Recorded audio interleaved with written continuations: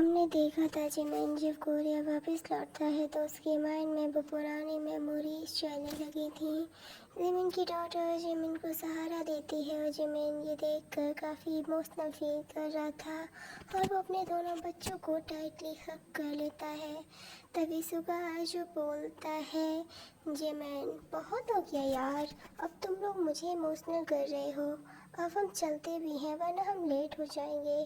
ठीक है चलते हैं, क्या तुमने बात की टैक्सी के लिए? हाँ मैंने बात की है, वो बाहर ही खड़े होंगे। उसके बाद वो चारों एयरपोर्ट से बाहर आते हैं तो बाहर एक पर्सन जो उनका वेट कर रहा था वो टैक्सी ड्राइवर जो बोलता है, सर मैं आपको कुछ बताने के लिए यहाँ खड़ा था, मेरी वाइफ का एक्सीडेंट हो गया है तो मुझे जाना होगा, मैं आपको ड्रॉप नहीं कर सकता।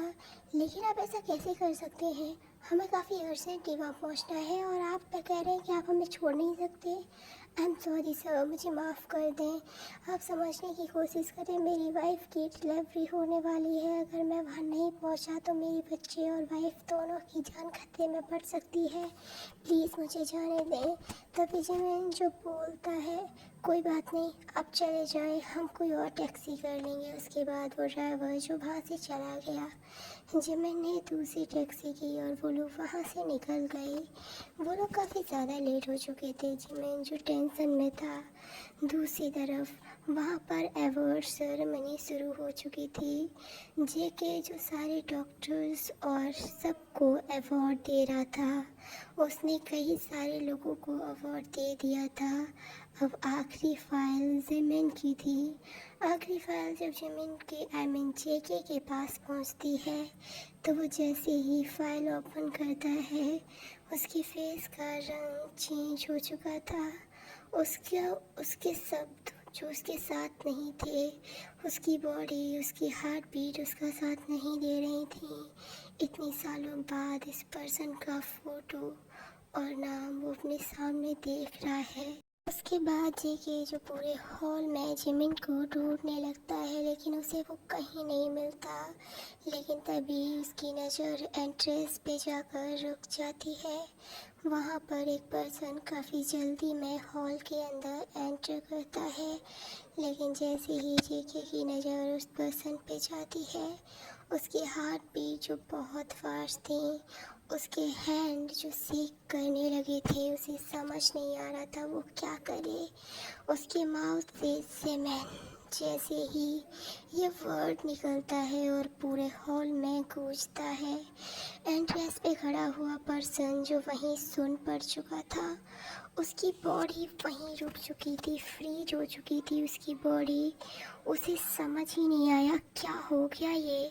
लेकिन तभी उसकी नज़र स्टेज पे एक पर्सन पे पड़ती है और उन दोनों की जैसे ही आई कांटेक्ट होता है, जिमिन जो कुछ नहीं सोचता, उसे कुछ समझ नहीं आ रहा था। वो अपनी डॉटर और अपने सन को अपने लैब में कैरी करता है और हॉल से बाहर की तरफ जाने लगता है। जैसे ही जेके ये देखता है तो वो लोगों और मीडिया की परवाह किए बिना जिमिन के पीछे रन करता है, लेकिन जिमिन तब तक वहाँ से निकल चुका था। सुगा उसे तो समझ ही नहीं आया कि यहाँ क्या हुआ। वो तो बस जिमिन के पीछे भागता है और वो लोग वहाँ से एक टैक्सी में बैठकर कहीं के लिए निकल जाते हैं। जब जेके बाहर आता है तो उसे बस टैक्सी वहाँ से जाती हुई नज़र आती है, लेकिन उसने डिसीज़न ले लिया था इस बार वो जिमिन को खुद की लाइफ से दूर नहीं जाने देगा। कुछ भी हो जाए वो जिमिन को रूप कर रहेगा, इसलिए वो भी कुछ नहीं सोचता और अपनी कार लेकर उस टैक्सी का पीछा करने लगता है। जिमिन जिसने टाइटली अपने दोनों बच्चों को अपने सीने से लगाए हुए था, उसने अपनी आइज़ क्लोज की हुई थी। सुगा जो बार बार जिमिन की तरफ देख रहा था, उसे समझ नहीं आ रहा था कि यहाँ हो क्या रहा है। जिमिन जो अपनी आइज़ ओपन करता है और टैक्सी ड्राइवर से बोलता है, जल्दी प्लीज़ जल्दी चलाइए, हमें जल्दी पहुंचना होगा, प्लीज़ जल्दी चलाइए। टैक्सी ड्राइवर जो बोलता है, डोंट वरी सर, हम जल्दी पहुंचने वाले हैं। उसके बाद वो टैक्सी एक बड़ी सी बिल्डिंग के सामने जाकर रुकती है। जिमिन जल्दी जल्दी अपनी डॉटर और अपने बेटे को बाहर निकालता है। उसके बाद वो उन्हें लेकर सीधे उस बिल्डिंग के अंदर चला जाता है। सुगा भी उनके साथ ही आ रहा था। सुगा जो बोलता है, जिमिन क्या हुआ है, तुम इस तरह बिहेव क्यों कर रहे हो, तुम वहाँ से ऐसे क्यों भागे, प्लीज़ अभी तुम मुझसे कोई क्वेश्चन मत करना, अभी मेरे पास कोई टाइम नहीं है तुम्हें कोई भी सवाल का जवाब देने को।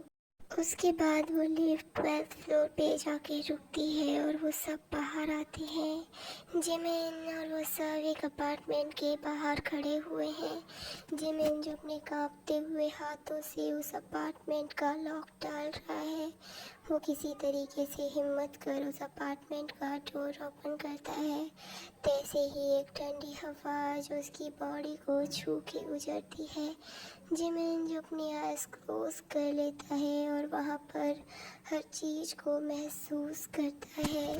जैसे ही वो अपार्टमेंट में कदम रखता है, उसकी आंखों के सामने जेकी के साथ बिताए हुए वो मोमेंट याद आने लगते हैं, वो दोस्ती याद आने लगती है और वो वन साइडेड लव जिसे ना जाने कितनी सालों से वो अपने सीने में छुपाए हुए था। जिमिन जिसकी आंखों से आंसू आने लगते हैं और वो अपने पूरे अपार्टमेंट को देख रहा था, लेकिन तभी उसे याद आता है और वो अचानक से अपने अपार्टमेंट को टाइटली लॉक कर लेता है और वहीं डोर का सहारा लेके बैठ जाता है। उसकी डॉटर और सन को कुछ समझ नहीं आ रहा था। वो अपनी मम्मा के पास जाकर बोलते हैं, मम्मा क्या हुआ है, सब ठीक है, आप इस तरह क्यों बिहेव कर रहे हैं, सब ठीक है बच्चों, डोंट वरी, आप टेंशन मत लो, आप जाओ फ्रेश हो जाओ। उसके बाद जिमिन जो खुद को संभालता है, अपने बच्चों को एक रूम में ले जाकर फ्रेश कराता है, उन्हें सावर दिलाकर न्यू क्लोथ पहनाकर सुला देता है। उसने सुगा को भी बोल दिया था कि वो बच्चों के साथ सो जाए। वो हॉल में काउच पे बैठा हुआ था। उसने अपनी आईज क्लोज की हुई थी, लेकिन तभी उसके अपार्टमेंट की डोर बेल बजती है। जिमिन समझ गया था कि आखिरकार कौन होगा वहाँ, लेकिन वो डोर ओपन बिल्कुल नहीं करना चाहता था। 2-3 बार डोर बेल बजने के बाद वो आवाज़ आना बंद हो जाती है। जिमिन जो एक चैन की सांस लेता है, उसे लगता है जो पर्सन डोर पे था वो जा चुका है। जिमिन जो डोर के पास ही खड़ा हुआ था, लेकिन दूसरे ही पल डोर ओपन होता है और जिमिन जिसकी बॉडी सुन पड़ गई थी, उसे समझ ही नहीं आ रहा था वो किस तरह रिएक्ट करे।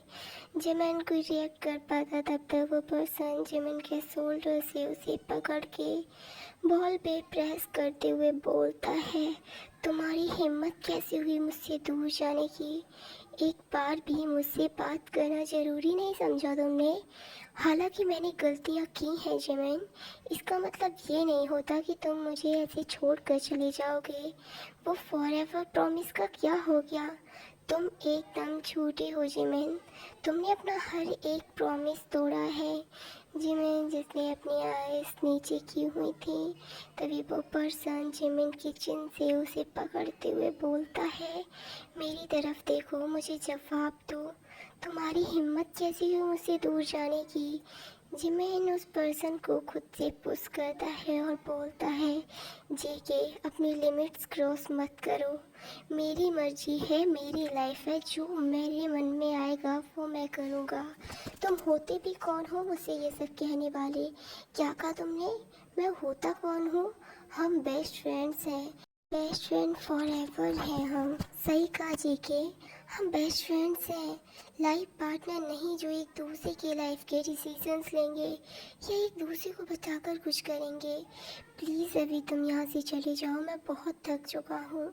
लेकिन जेके जो वहाँ से बिल्कुल नहीं जाना चाहता था, वो जिमिन को पकड़ते हुए बोलता है, ठीक है हम बेस्ट फ्रेंड्स ही सही, लेकिन उस रात के बाद तुम कभी भी मेरे पास क्यों नहीं लौटे, क्या तुम्हें मुझसे अब नफरत होती है, क्या अब हम बेस्ट फ्रेंड्स भी नहीं हैं। जेके मुझे तुम्हारे किसी सवाल का जवाब नहीं देना, यहाँ से चले जाओ वरना मैं पुलिस को बुला दूँगा। जेके जो हंसते हुए बोलता है, वाह जिमिन, अब तुम इतनी बदल गए हो कि पुलिस को बुलाओगे। अब कोर्स ये कि मैं पुलिस को बुलाऊंगा। तुम इतनी रात को मेरे घर में घुस गए हो और मैं पुलिस को भी नहीं बुला सकता। ये कहकर जिमिन जो जेके को पुश करता है, जेके को पुश करने की वजह से वहाँ पर रखा हुआ कांच का जार गिर के टूट गया था और उसकी आवाज़ से बच्चों और सुगा की आंखें ओपन होती हैं। जब वो बाहर से आने वाली आवाज़ों को सुनते हैं तो वो रूम से बाहर आकर देखते हैं। बच्चे जो शौक थे उनकी मम्मा एक पर्सन से बार बार उसके घर से जाने को बोल रहे हैं, लेकिन वो पर्सन उसकी मम्मा के साथ फोर्स यूज़ कर रहा है। आयु जो भाग कर जाती है और जेके के ऊपर एक कांच का गिलास फेंक के मारती है और बोलती है, यू बैटमैन, दूर रहो मेरी मम्मा से, मेरी मॉम को टच मत करना। तभी रिशुआन भी सामने आते हुए बोलता है, मेरी मॉम से दूर रहना वरना मैं पुलिस को कॉल कर दूंगा। दूसरी तरफ जेके जो शौक था आखिर ये बच्चे कौन हैं, वो जिमिन को अपनी मम्मा क्यों बुला रहे हैं। जेके जिसे समझ ही नहीं आ रहा था तभी आयु जो जेके को फिर से मारने को जाती है, लेकिन जिमिन जो आयु को पकड़ लेता है और बोलता है, आयु आप यहाँ क्या कर रहे हैं, आपको अपने रूम में जाकर सोना चाहिए और इस तरह बड़ों से बात नहीं करते। लेकिन मम्मा इस पर्सन ने आपको हर्ट करने की कोशिश की, ये ऐसा कैसे कर सकते हैं। नो बेबी, ये पर्सन आपकी मम्मा को हर्ट नहीं कर रहे हैं, हम बस बात कर रहे थे, प्लीज़ आप यहाँ से चले जाएं। नो मॉम, मैंने देखा था ये आपको हर्ट करने की कोशिश कर रहे थे। लेकिन तभी जिमिन जेके जो जिमिन को उसके शोल्डर से पकड़ता है और बोलता है, ये बच्चे तुम्हें अपनी मॉम क्यों बुला रहे हैं। जिमिन, मुझे कुछ समझ नहीं आ रहा है, आखिरकार यहाँ चल क्या रहा है। तभी सुगा जो जेके को एक किक करता है, जेके जो दूर जाकर गिरता है। जिमिन जिसे समझ ही नहीं आ रहा था वो क्या करे। दूसरी तरफ जब जेके सुगा की तरफ देखता है तो उसकी गुस्सा और जेलसी बहुत बढ़ चुकी थी और वो सुगा को एक पंच करता है और बोलता है, तुम्हारी हिम्मत कैसे हुई इसके पास होने की, तुम्हारी हिम्मत भी कैसे हुई इसके घर में होने की। आखिरकार तुम होते कौन हो या होने वाले, तुम कौन होते हो उसके साथ इस तरह बात करने वाले, तुम हो भी कौन जो हमारे घर में इतनी रात को घुस आए हो। तभी जेके जो गुस्से में बोलता है, ये घर तुम्हारा नहीं मेरा और जिमिन का है, समझे तुम, और तुम यहाँ क्या कर रहे हो, आखिर तुम हो कौन। मैं चाहे जो भी हूँ, लेकिन तुम्हें जिमिन को टच करने का हक नहीं है मुझे उससे टच करने का हक, प्यार करता हूँ मैं उससे। मैं जेके ये कहकर रुक जाता है, उसने अपना पूरा सेंटेंस भी कंप्लीट नहीं किया था, वो शांत रह गया था। लेकिन दूसरी तरफ जिमिन जो सुन पड़ गया था, उसे समझ ही नहीं आया कि आखिरकार जेके ने क्या बोल दिया। जेके जो जिमिन के सामने अपने नीज पे बैठ जाता है और बोलता है, जिमिन तुम मुझे जो पनिशमेंट दोगे मंजूर है, मैं तुम्हारी हर पनिशमेंट मंजूर करता हूँ उस रात के लिए। लेकिन ये सच है, मैं तुम्हें लाइक करता हूँ, मैं तुम्हें बहुत पहले से पसंद करता था लेकिन कभी बता नहीं पाया। मुझे लगा तुम मुझसे फ्रेंडशिप ख़त्म कर दोगे और इसीलिए मैं तुम्हें कभी नहीं बता पाया। उस रात मैंने वो सब तुम्हारे साथ कर दिया और जब मॉर्निंग में मैं उठा तो मुझे लगा तुम घर पे होगे और मैं तुम्हें अपनी फीलिंग्स एक्सप्रेस कर दूँगा, सब ठीक हो जाएगा। लेकिन इतने साल गुजर गए पर तुम मुझे कभी नहीं मिले। ये कहकर जेके जिसकी आंखों से आंसू आने लगते हैं, वो जिमिन के सामने अपने नीज पे था, उसका सर जो नीचे झुका हुआ था। सुगा जो शौक था, क्या ये पर्सन उन बच्चों का फादर है। सुगा जो पीछे हट चुका था, जिमिन जो जेके के सामने जाता है और उसे टाइटली हग कर लेता है और कहता है, मैं भी तुम्हें लाइक करता हूँ, तुम्हें पता है मैं उस रात डर गया था, मुझे लगा अब तुम मुझसे नफ़रत करोगे और इसीलिए मैं वहाँ से तुम्हें मिले बिना ही चला गया। आई एम सॉरी, प्लीज़ मुझे माफ़ कर दो जो कुछ भी हुआ उसके लिए। वो दोनों ही एक दूसरे से प्यार करते थे लेकिन एक दूसरे को खोने की डर से एक दूसरे को बता नहीं पाए। लेकिन आज सब कुछ सॉल्व हो चुका है। वो दोनों जो एक दूसरे के साथ खुश हैं।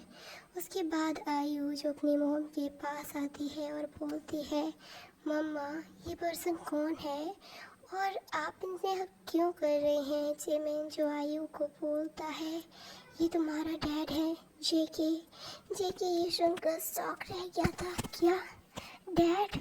लेकिन जिमिन तुम मैन हो, तुम प्रेग्नेंट कैसे हो सकते हो।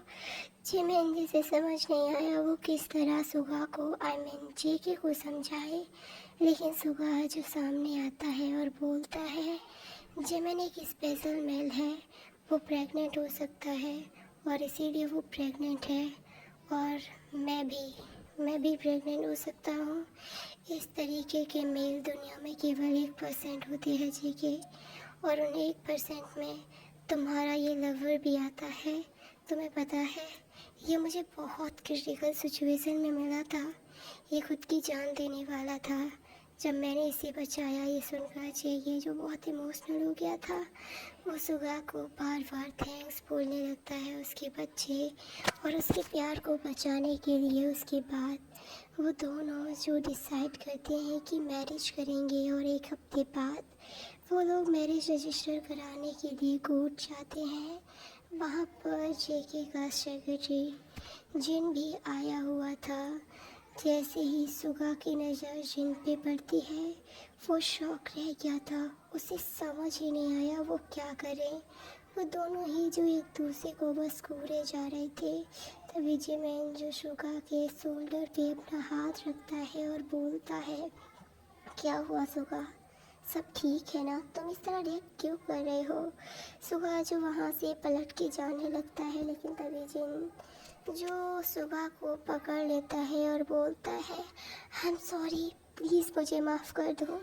उस दिन जो कुछ भी हुआ उसमें मेरी कोई गलती नहीं थी, लेकिन प्लीज़ फिर भी मुझे माफ़ कर दो। मैं तुम्हारे साथ एक नई लाइफ शुरू करना चाहता हूँ, जो कुछ भी हुआ उसे भुलाकर। लेकिन सुगा जो बार बार जिन से खुद को छुड़ाने की कोशिश करता है। जिसने टाइटली सुगा के लेग्स को पकड़ लिया था। जिमिन और जेके को तो समझ ही नहीं आ रहा था यह क्या चल रहा है। जिमिन जो बोलता है, सुगा ये सब क्या है, प्लीज़ मुझे तुम बताओगे, मैं बहुत कंफ्यूज हूँ। तभी जिन जो बोलता है, ये मेरा हस्बैंड है। कुछ साल पहले ये प्रेग्नेंट था, लेकिन एक एक्सीडेंट में हमने हमारे बेबी को खो दिया। उस टाइम पे शायद हम सेल्फिश थे, हम समझ ही नहीं पाए कि किसी की गलती नहीं थी। मैंने उसे दोष दिया और उसने मुझे, और हम लोग अलग हो गए। जब हम अलग हुए उसके बाद मुझे रियलाइज़ हुआ कि हम लोगों ने एक बेबी के चलते खुद के प्यार को भुला दिया। हम कितने सेल्फिश हो गए। प्लीज़ मुझे माफ़ कर दो मेरी गलती के लिए, प्लीज़ मेरे उस डिसीज़न के लिए माफ़ कर दो। सुगा जिसकी आंखों से आंसू आने लगते हैं, वो जिन को टाइटली हग कर लेता है और बोलता है, तुम्हें पता है उस बच्चे को मैंने अपने पास 7 मंथ तक रखा था। जिन तुमने कभी सोचा भी नहीं होगा कि मैंने कितनी प्रॉब्लम्स को फेस किया था, और एक एक्सीडेंट क्या हो गया, मैंने उस बच्चे को खो दिया। तुमने तो मुझे मेरे ही बच्चे का मर्डरर घोषित कर दिया। तुमने एक बार भी ये नहीं सोचा कि मुझ पे क्या बीत गई होगी। मैंने भी तो अपना बच्चा खोया था। जिन जो बोलता है, प्लीज़ मुझे माफ़ कर दो, मुझे वो सारी चीज़ें और याद मत दिलाओ। उसके बाद जिन और जिमिन और जेके जो उन दोनों को समझाते हैं, और वो दोनों ही समझ चुके थे। यहाँ पर 4 लोग थे जिन्होंने मिसअंडरस्टैंडिंग के चलते अपनी लाइफ की इतनी सारे बर्बाद किए, लेकिन फाइनली अब साथ हैं। वो चारों जो साथ में मैरिज रजिस्टर कराते हैं, और उसके बाद वो चारों जो होटल चले गए थे, उन दोनों बच्चों को जेके ने अपनी फैमिली के पास भेज दिया था। और अब हम रूम में देखते हैं, होटल के रूम में देखते हैं जेके जो धीरे धीरे जिमिन के क्लोज जा रहा था। जिमिन जिसकी हार्ट बीट बहुत फास्ट थी और वो बार बार बेडशीट को अपनी मुट्ठियों में कस रहा था। उसने अपना सर नीचे किया हुआ था। दूसरी तरफ सुगा की भी कंडीशन यही थी। जेके जो जिमिन के पास जाता है और बोलता है, आई एम सॉरी जो कुछ भी हुआ उसके लिए, लेकिन अब मैं फ्यूचर तुम्हारे साथ बिताऊंगा और उन सारी चीज़ों को भुलाकर एक नई लाइफ शुरू करूंगा। और उसके बाद वो दोनों जो एक दूसरे को किस करने लगते हैं और वो किस धीरे धीरे पैशनेट और हॉट होने लगते हैं। धीरे धीरे जेके ने जिमिन के क्लोथ को रिमूव करना शुरू कर दिया था और अब वो दोनों ही एक दूसरे के सामने पूरे नेकेड थे। जेके जो जिमिन की चेस्ट पे किस कर रहा था और अपने हैंड को उसकी बॉडी पे मूव कर रहा था। अब हम दूसरी तरफ सुगा का सीन देखते हैं। सुगा जो विंडो के पास खड़ा हुआ था और जिमिन ने उसे जिन ने उसे पीछे से टाइटली हक किया हुआ था और वो धीरे धीरे उसकी नेक पे किस कर रहा था। उन दोनों ने बहुत बार एक साथ नाइट स्पेंड की है, लेकिन इस बार कुछ अलग है। उन दोनों के रिश्ते की एक नई शुरुआत है, गलत फहमियों का अंत है। सुबह जो जिन की तरफ देखता है और बोलता है, मेरी भी गलती थी जिन, मुझे तुम पे जज करना चाहिए था, मुझे उस तरह बिहेव करना ही नहीं चाहिए था। प्लीज़ सुबह उन सारी चीज़ों को भूल जाओ, अब हम एक नई लाइफ शुरू करेंगे। और उसके बाद वो दोनों भी जो एक दूसरे को किस करना शुरू कर देते हैं। जिन जुसुका को अपनी लैब में कैरी करता है और काफ़ी सॉफ्टली पैर पे लाके लिटा देता है और वो काफ़ी सॉफ्ट से किस करना शुरू करता है। दूसरी तरफ हम जिन के रूम का सीन देखते हैं। जिन की तो हालत ख़राब हो गई थी। सुगा जे के जो बहुत फास्ट था और उसके साथ बहुत ज़्यादा रब, जिनके माउथ से बस बोन्स निकले जा रहे थे और पूरे रूम में जेके की स्लैपिंग और पुसिंग की आवाज़ें गूंज रही थी। एक राउंड के बाद जिमिन जो बेड पे गिर चुका था और जेके उसके ऊपर था। जेके जो बोलता है, baby it is so good, ये बहुत अच्छा था सच में। और दूसरे ही मिनट जिमिन जो बोलता है, ये फिर से नहीं हो सकता, मैं तुम्हें फिर से करने की परमिशन नहीं दूंगा। लेकिन उससे पहले ही जेके जो उसके साथ शुरू हो चुका था और ये फुल नाइट चलता है। मॉर्निंग तक हमारा जिमिन जो अनकॉन्शियस होकर जेके के ऊपर गिर चुका था। जेके जो हल्की सी स्माइल करता है और वो फिर भी उसके साथ कंटिन्यू था। और जिमिन जो अनकॉन्शियस होने के बावजूद भी उसके माउथ से मोल्स निकल रहे थे। जेके जो अपना ये राउंड कंप्लीट करने के बाद जिमिन को क्लीन करता है, खुद को क्लीन करता है और उसे हक करके सो जाता है।